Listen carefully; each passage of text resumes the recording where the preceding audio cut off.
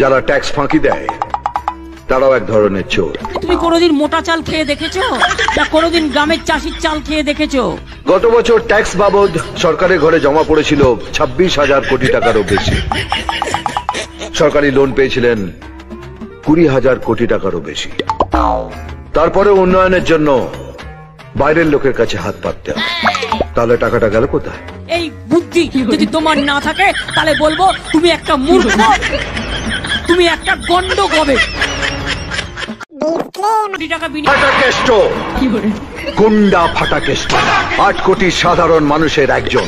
বুঝুন, আর সেই সাধারণ মানুষ ফাটাকেষ্ট আপনার থেকে জানতে চাইছে এত লাইন যে বেলাইনে চলে গেছো।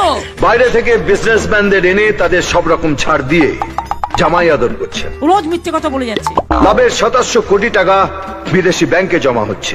আর এখানে একটা বেকার ছেলে লোন নিয়ে ফুটপাতে পানের দোকান করলেও আপনারা তার উপর ট্যাক্সের বোঝা চাপিয়ে দেন। রোজ মিথ্যে কথা নেই, চালের সাথে সম্পর্কই নেই। তুমি কি করে বুঝবে?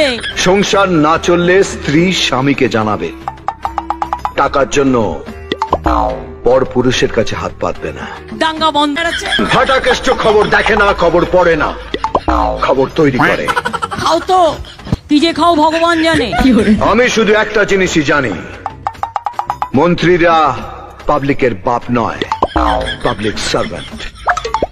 আর কাজের লোক যদি ঠিকঠাক কাজ না করে তাহলে চাকরি খালাস।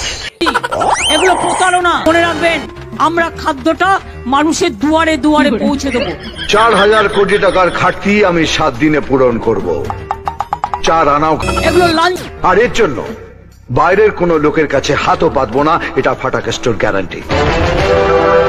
কিন্তু তার আগে আপনাকে এই দপ্তর ছাড়তে হবে। দেবো না, দেবো না, দেবো না, এটা মাথায় রাখছিলাম যে সামনাসামনি বসুন, কে মিথ্যে কে সত্যি প্রমাণ হয়ে যায়। আপনি তো অ আ ক খ শেষ করে চন্দ্রবিন্দু চাঁদ দেখে ফেলেন, তারপরেও আটকে রইলেন উন্নয়নের উতে। একটুও এগোতে পারলেন। 10 বছর কিন্তু এখন হয়নি।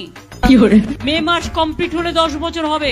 আমি নয় হারিকেনটা নিয়ে একটু দেখি না বাকি অক্ষরগুলো খুঁজে পাই কিনা। বলুন, আপনি রাজি? এইভাবে তার অধিকার কেড়ে নেওয়ার কোনো অধিকার বিজেপির নেই।